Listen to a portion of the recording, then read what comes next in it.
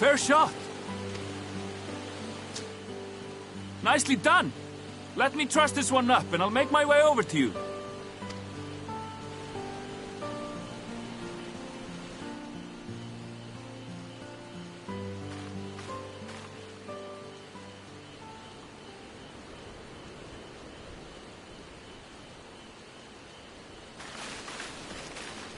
There you are. Any new revelations?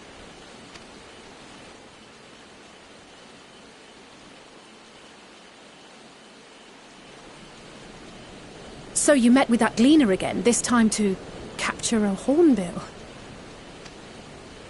I understand catching and bringing in creatures from the outside, but what's the point of chasing after ones already here?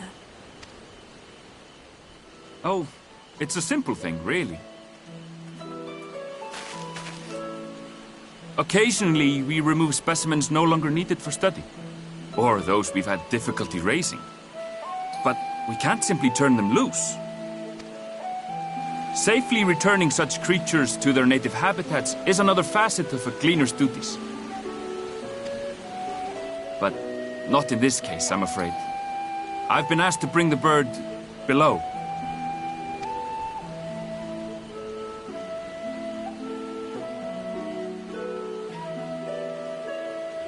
The restricted section in the lower levels of Labyrinthos. Open only to a select few researchers hand-picked by the Forum. The projects down there are the subject of rumor and hearsay. Forbidden magics. Advanced technologies that can never be allowed to fall into outside hands. Even Archons are not privy to the truth.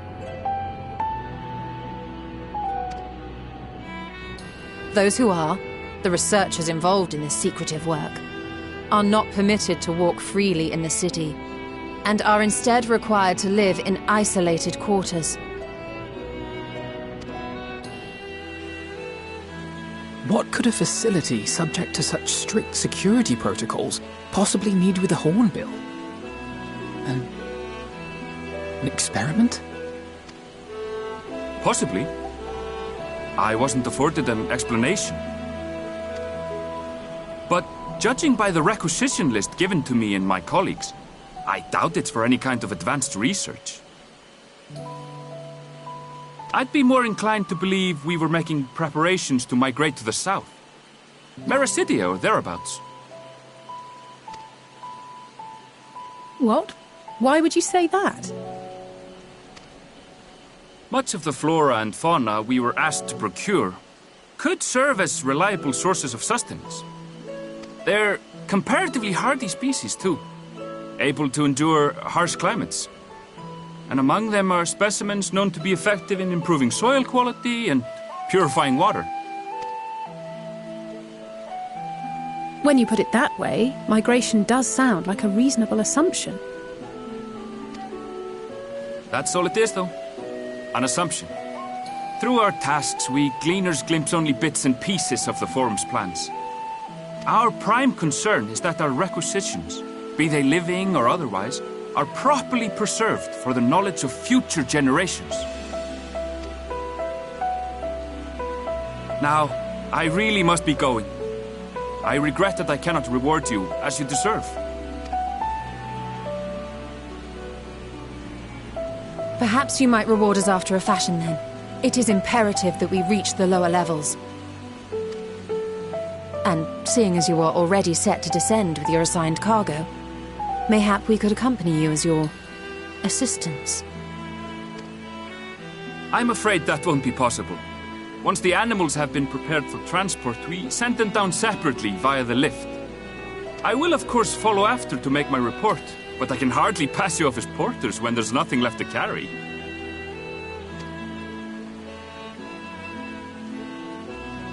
Indeed. Pray forget I said anything.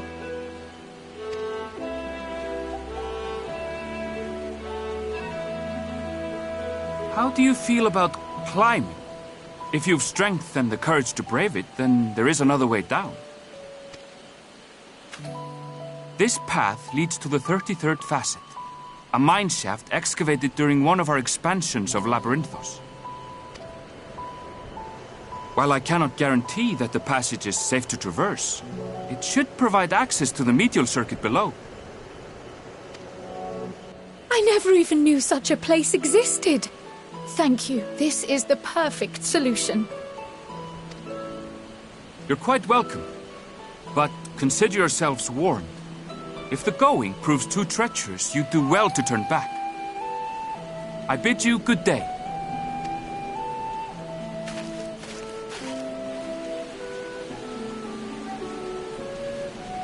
Well, turning back is hardly an option, not when we've come this far. Let's go and take a look at this mine shaft.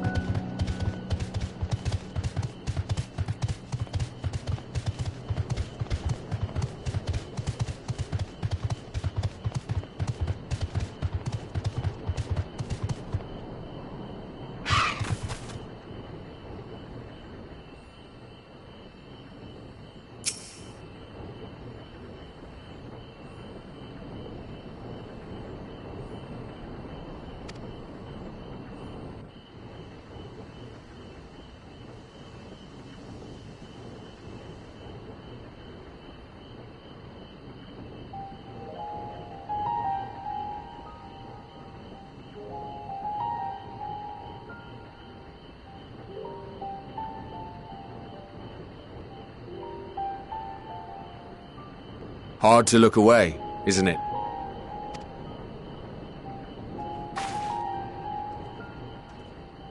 But they're more than pretty flowers. Heart blooms are attuned to ambient emotion.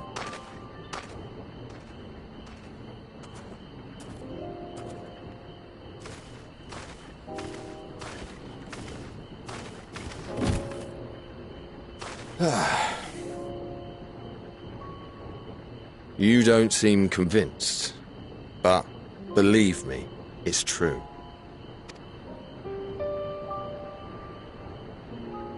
This ashen grey, for instance, it mirrors the anxiety and urgency of those working nearby as they rush to fulfill sudden orders. Intense feelings like those spur the petals to change colour. Bright glowing hues in the presence of joy, dark subdued shades for frustration or despair. Yet even with the collected wisdom of Charlian at our disposal, we've yet to identify the underlying principle of this empathic effect. And there are other mysteries besides. Although the flower is extraordinarily long-lived, its low reproductive rate has made it difficult to find younger populations growing in the wild. With too few sightings to map its distribution, and no closely related species to track, we've been unable to pinpoint its land of origin. To further complicate matters, every culture, even dimly aware of its existence, has given it a different name and mythos. Our attempts to study it via the historical record have been an exercise in frustration. As an avid botanist myself, I should one day like to unravel the Heartbloom's secrets. But I'm afraid other duties must take precedence. I will leave you to your thoughts.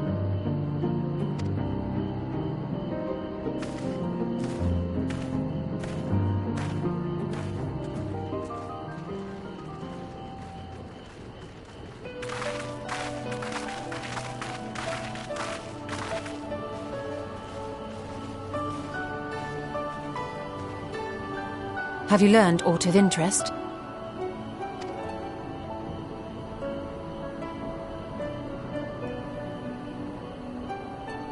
A flower that reacts to one's feelings? Strange. I must say, I have never heard of such a thing.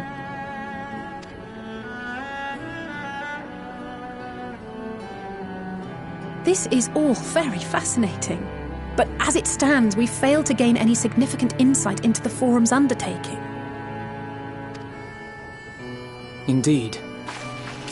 While there is certainly enough activity to support Erenville's supposition that a priority has been placed on improving food production, unfortunately for our investigation, these workers were never informed as to how their duties serve the master plan. If only we could interrogate the Forum members directly.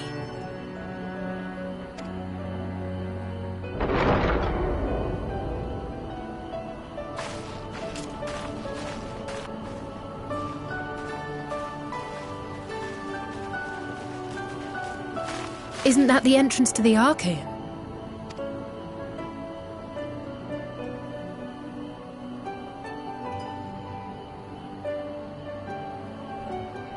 Look, there.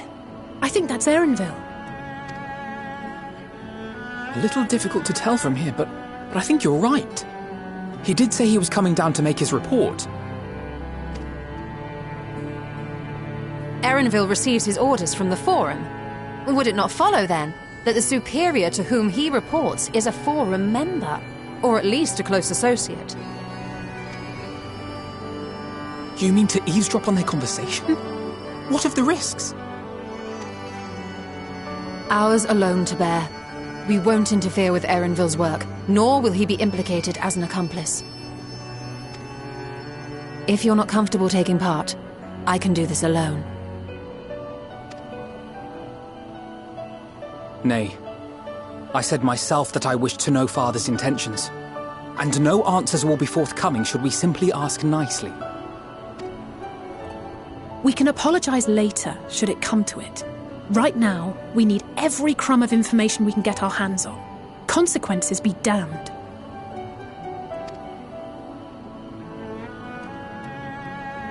It might be best if you came along as well. In fact, we should all...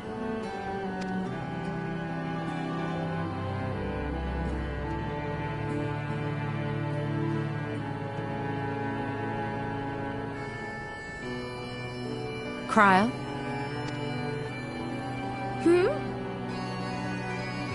Oh, yes.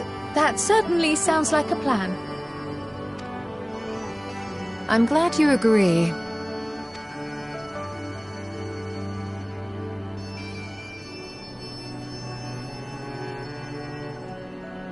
Quickly! Erenville is on the move. We need to get closer before we lose him.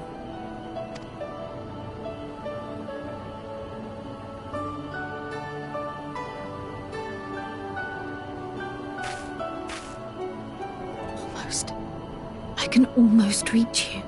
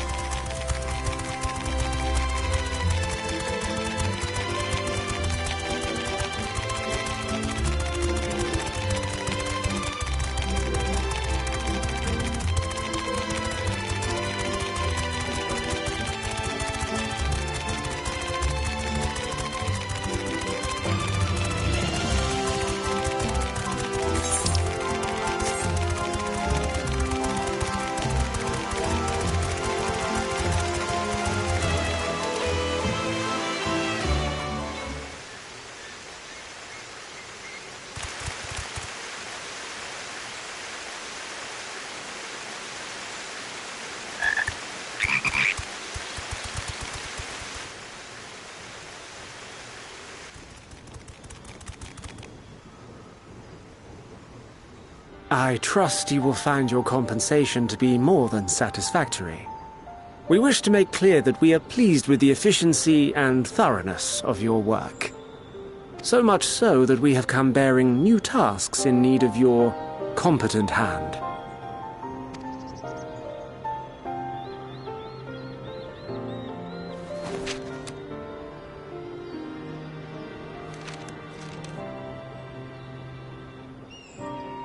Another lengthy list.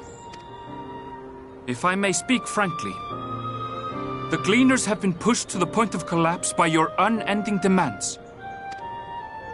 We are not familiars to be exploited. We are Sharlayan scholars, and we deserve an explanation for this unseemly treatment. What warrants such urgency?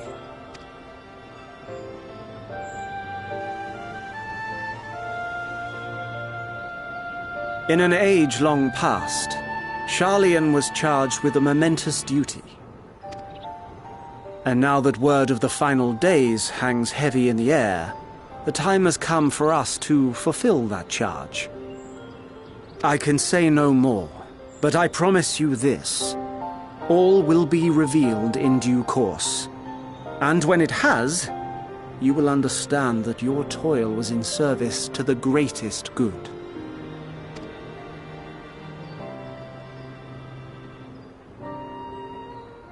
Then I will do your bidding. For now. But unless you wish the Gleaners to rise up in protest, I advise you to offer tangible improvements for our working conditions. Your promised revelation does nothing to address present circumstances. A fair point. Your concerns will be conveyed to the Forum.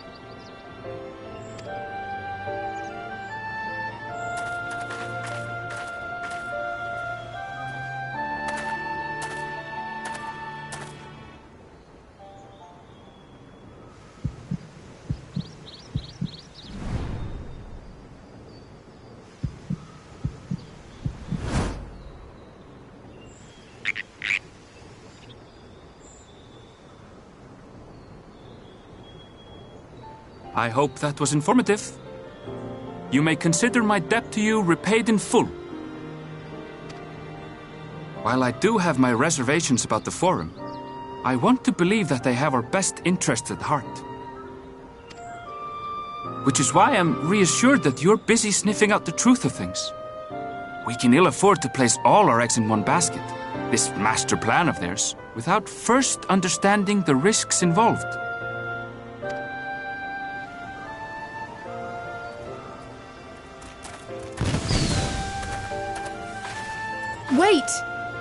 did you know it was us? If you mean to impersonate a toad, try studying the real thing. And don't try to fool an expert.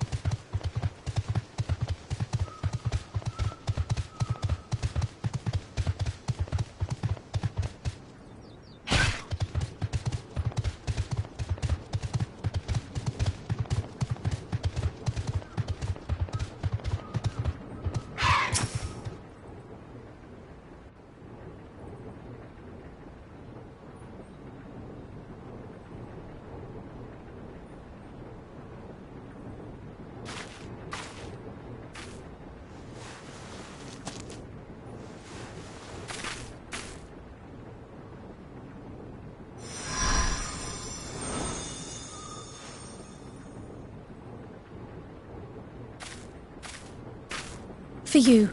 The spell will keep it from wilting. She said you would need it for the journey ahead.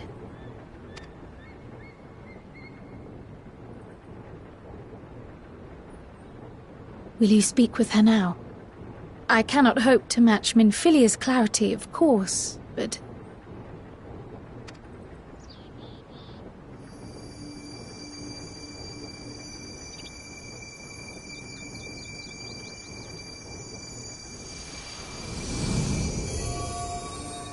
Thank you.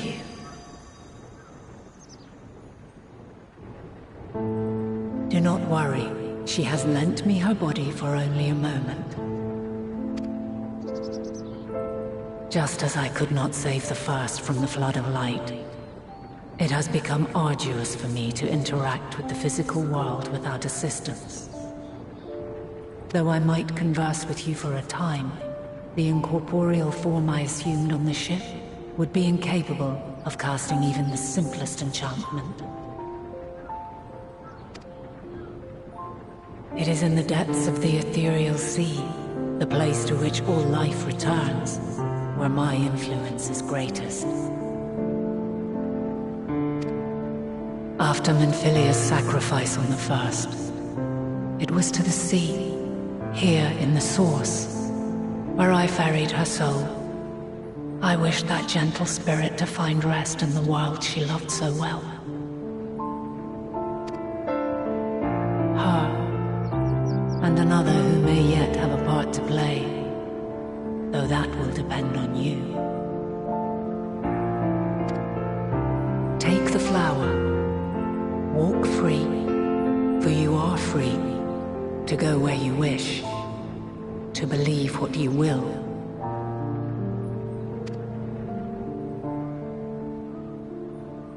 That bloom will be your guide, test and proof of your conviction. In darkness, seek joy. Surrender not to sadness, and see beyond despair. Walk free, and bear the light for others to follow. Together, raise it aloft and let it shine, till the end, blinding and radiant.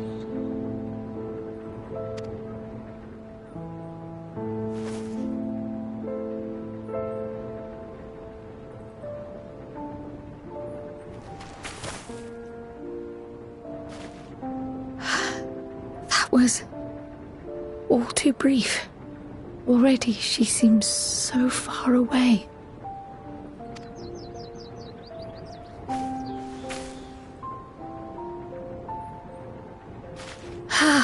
My apologies if I startled you.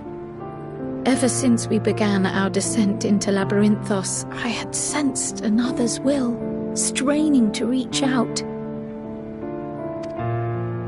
Even with my particular talents, though, I was unable to make a connection at first, so weak and tenuous it was.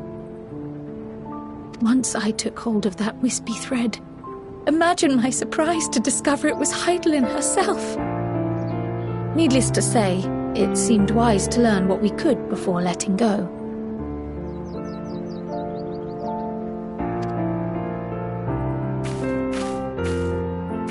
Her answers were more cryptic than I would have liked, but at least she left us with a guide of sorts, that unusual flower.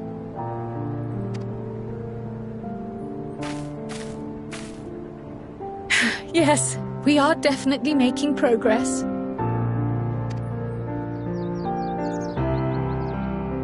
You can't be serious! We've done nothing wrong!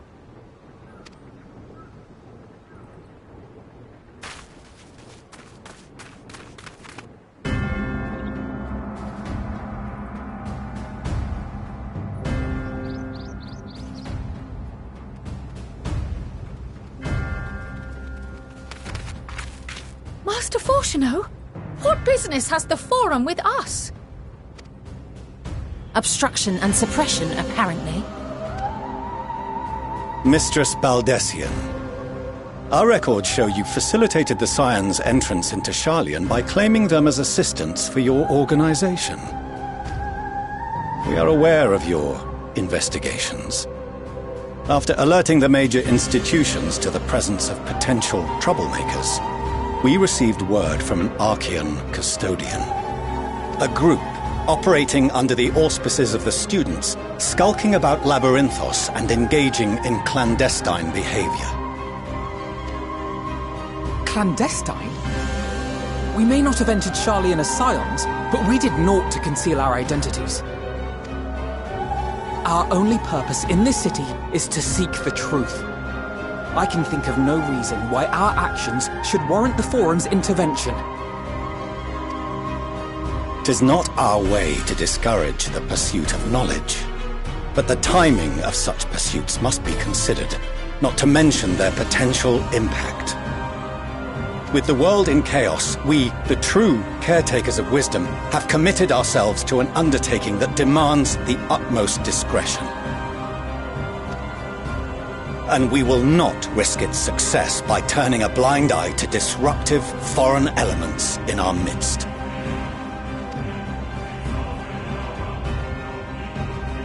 What then is to be our fate? Will you put us on a ship back to Eorzea? The Forum will convene to examine your case. The results of said inquiry will determine your future in this city.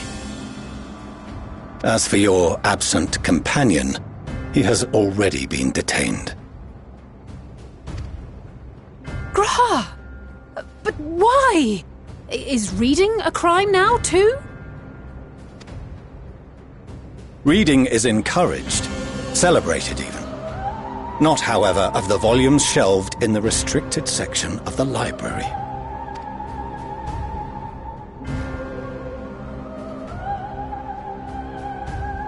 Refusing to comply will only make matters worse. Let us instead treat this as an opportunity to open a dialogue with the Forum.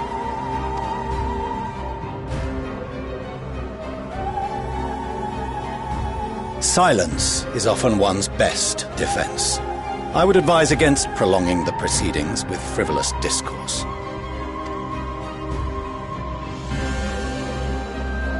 But enough. This is not the place for debate. The rostra await.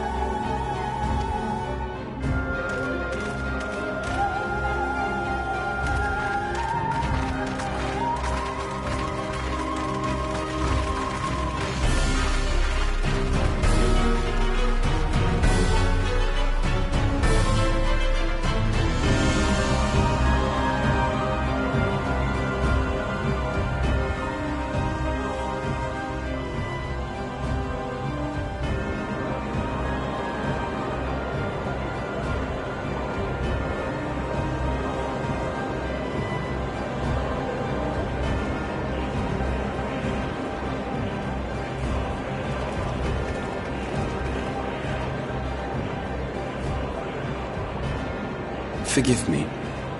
I was careless.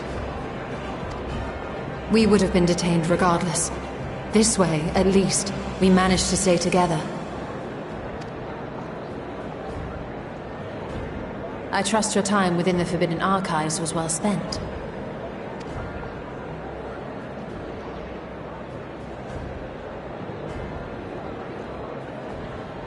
The Forum will come to order! This inquiry is now in session. As Speaker-elect, I will be presiding over the day's proceedings.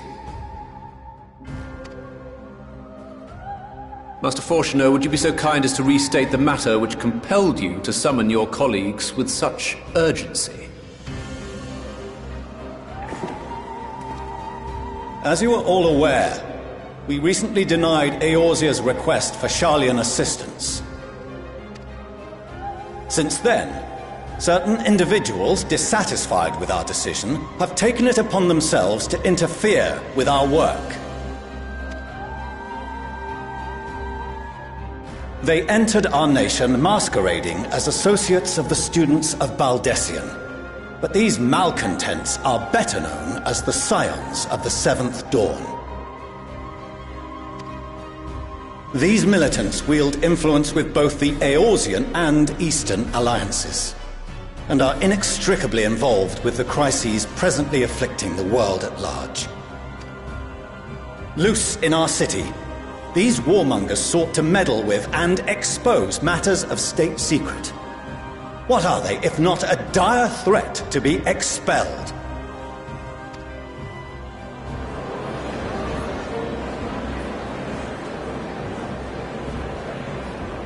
You have tarnished the good name of the students. Galuf would be ashamed.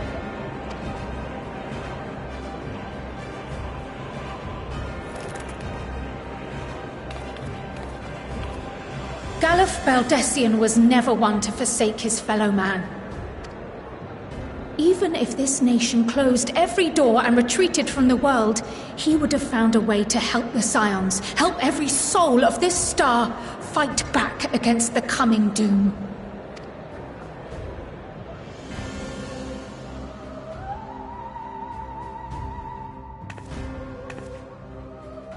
A terrible enemy stands poised to lay waste to all we hold dear.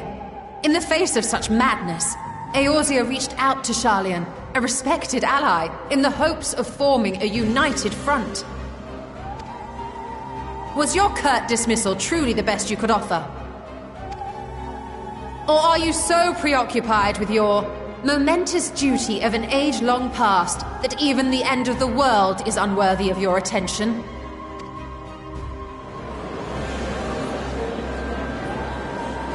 Whence came this revelation? From the mouth of a forum member within fortuitous earshot. Then it seems your findings support my own.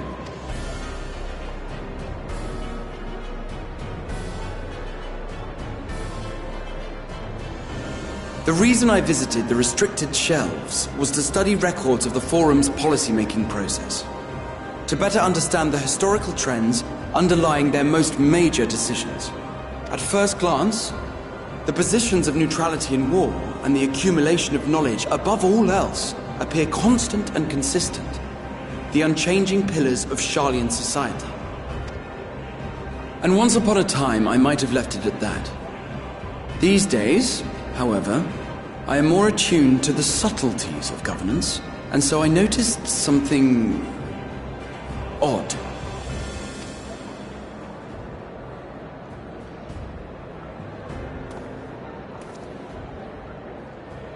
From a particular point in time, the purpose of these policies shifted. No longer was knowledge preserved for the benefit of society. Rather, society was to be gradually reshaped to ensure the preservation of knowledge.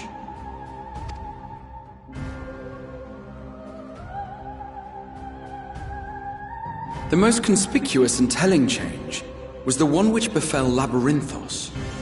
Once little more than an oversized storehouse, an enormous allocation of funds saw it transformed into an advanced research and archival facility. I also discovered a fascinating account on the finances of our Dravanian colony. The settlement attracted students from far and wide, and the connections and tuition fees thus acquired were funneled into further improvements for the archives. Now, there is no question that our nation's progress is tied to the acquisition of wisdom.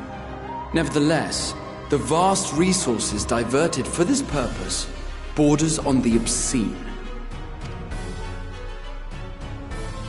But returning to the matter of when, our change in course appears to have been made some 270 years ago.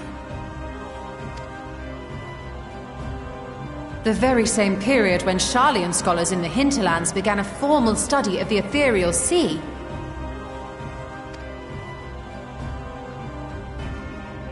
You found something, did you not? And whatever it was, gave rise to your oh-so-important duty. Mind your tongue, Archon. If you had seen...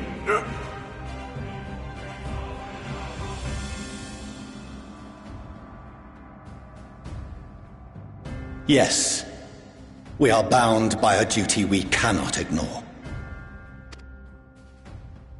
Knowing this, what would you have us do? Abandon our vital work and join you on the field of battle? We will never choose the way of the sword. We will fulfill our mission, not through strife and bloodshed, but survival. Come what may, we shall live on. We must. Do as you must, then. But we Scions will fight until the heavens fall, until our last breath.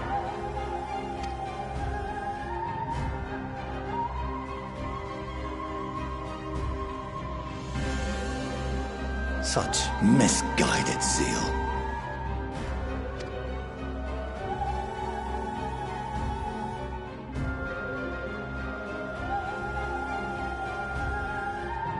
Father, Master Fortuno, I fail to understand the stance you have elected to take. But by the same token, I have yet to find a compelling argument to counter the challenge you put to us in Gridania. Still, in the midst of my uncertainty, I must trust in myself to do what is right, as others have chosen to trust in me.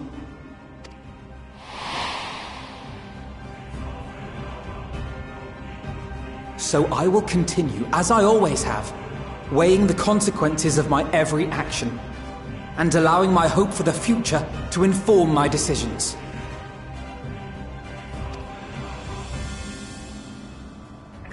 That's quite enough. Have you all forgotten the reason for this assembly? Skolok Monteshane. He's the head of the studium and an old friend of my grandfather's. Honestly, every discussion devolves into some interminable debate. Terrible habit. Let's return to the topic at hand, By their own admission, these Scions have resolved to fight alongside the Eorzean nations against the doom which swift approaches. But there exists no evidence of an attempt to incite our citizens to do the same. Furthermore, while our decision may well have been the correct one, we cannot simply bull our way through these disagreements without inviting doubts or objections. Put yourselves in their place. Who among you would leave a tome unopened if an elder forbid you read it with no reason given? Now, if we're to quell further discontent, then we must conclude this matter with a fair and even hand.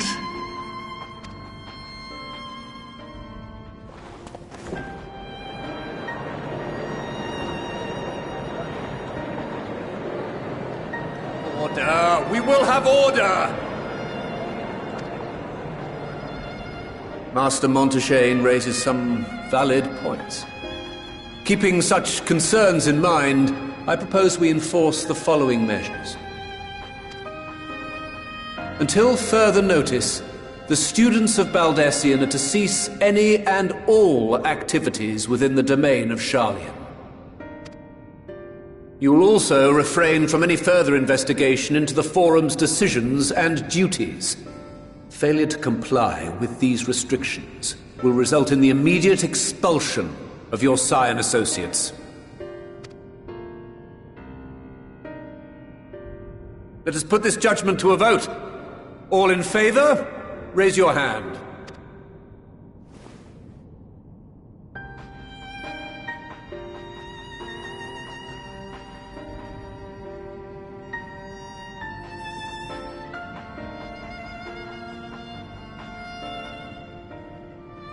I count 51 for and 48 against. The proposal is passed. Students, Scions, you have heard the Forum's judgment. Pray abide by it, or face the consequences.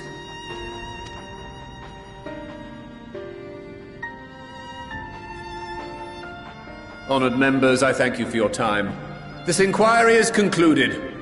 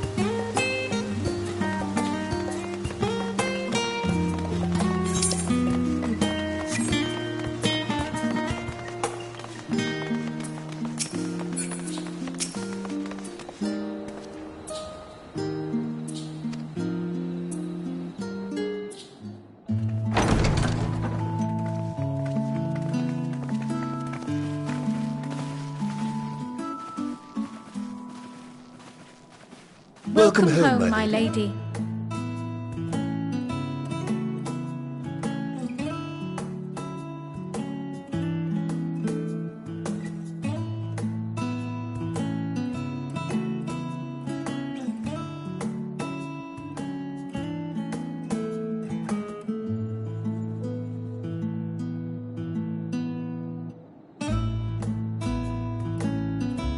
What?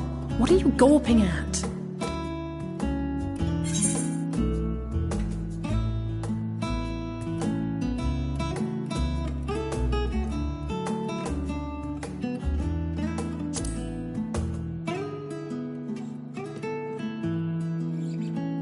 Oh, gods, please don't. It makes me feel like a spoiled princess.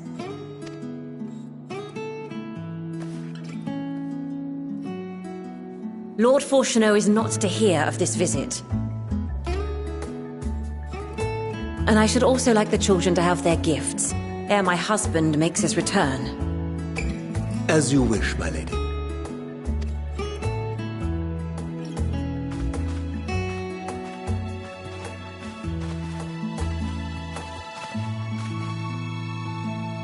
Master Alphino, Mistress Alice, if you would accompany me upstairs. We shan't be long.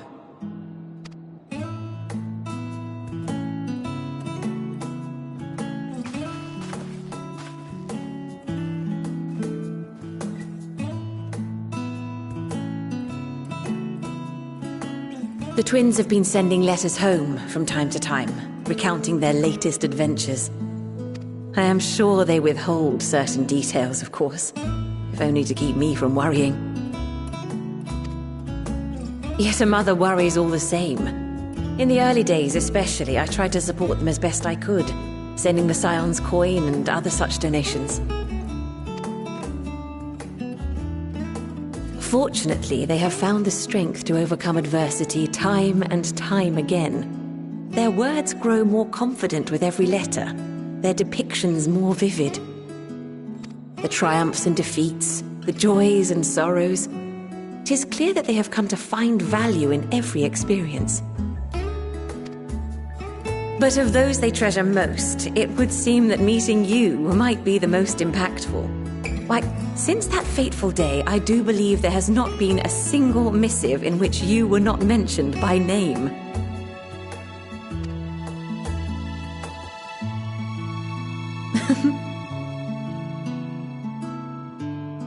Tis plain they care for you, and I am glad they have such a steadfast companion watching over them.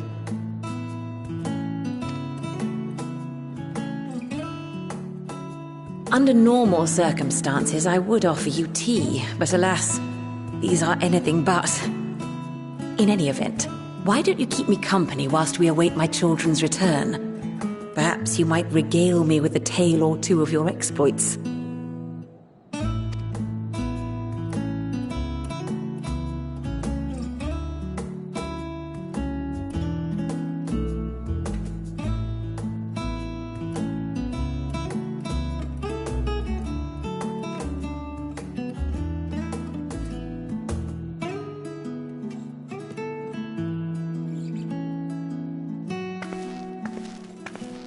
When you mentioned gifts, I wasn't sure what to expect. Mother, Oh, look how well it fits you. And the style is to your liking?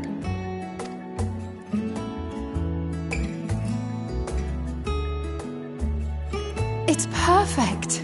Exactly what I would have chosen. But please, tell me you had something different made for Alphino. Naturally. You are hardly little children anymore. And while I shall miss dressing you in those precious matching outfits, I must respect the individuals you have grown to become. See for yourself.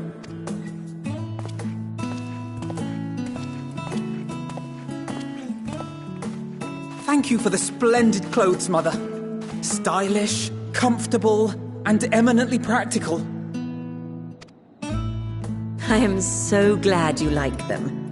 They are, however, missing one final touch.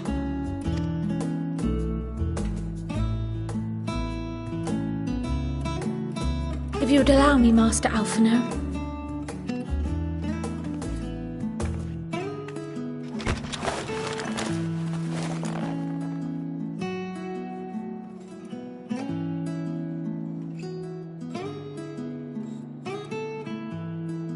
Wait. Are these... A sage's tools of the trade. They belonged to your father.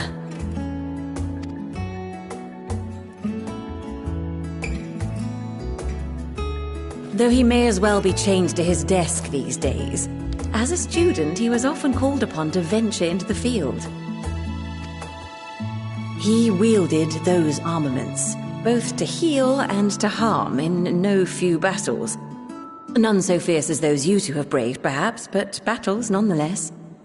Thus did I pull them out of storage, to show you that he was not always the man who stands in vehement opposition to you now. And also because it would be a terrible waste of ridiculously expensive House Leveilleur commissioned artistry.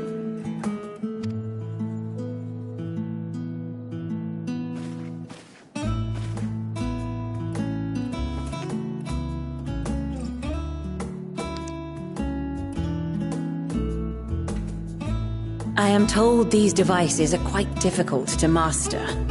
But someone of your extensive experience should soon have them darting about with grace and aplomb. May the wisdom in that crystal serve you well. And please, try to find common ground with your father, that you might come and go without need for this awful subterfuge.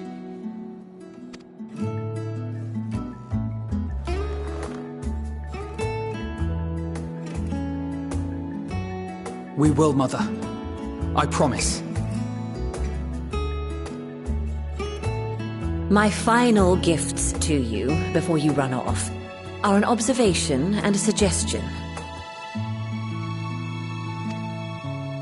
Firstly, Fortunato has ever been a serious man, but it was only after you were born that he truly lost himself in his work. I may not know the Forum's inner workings, but I know your father's. The timing of that change in him holds some significance. Secondly, do not seek to best your father with words. Far better that you simply show him. Let him discover the merit of your actions, after they cannot be undone.